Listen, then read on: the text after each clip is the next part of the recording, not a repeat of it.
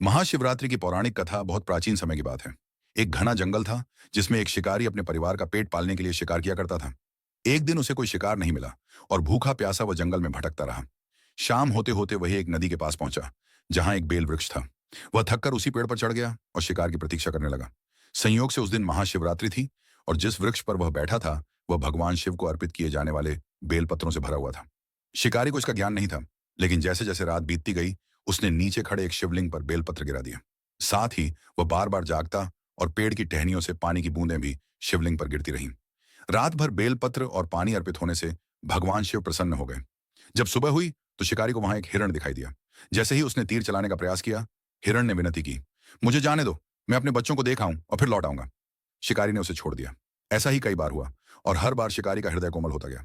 अंततः सुबह होते ही भगवान शिव प्रकट हुए और बोले, हे शिकारी, तुमने अनजाने में ही मेरी रात्रि उपासना कर ली है, जिससे तुम्हारे सारे पाप धुल गए हैं। अब तुम पवित्र आत्मा बन चुके हो। ये सुनकर शिकारी की आंखों में आंसू आ गए और उसने हिंसा का मार्ग छोड़ दिया। इस प्रकार महाशिवरात्रि की यह पावन रात व्यक्ति के समस्त पापों का नाश करती है और उसे मोक्ष प्रदान करती है।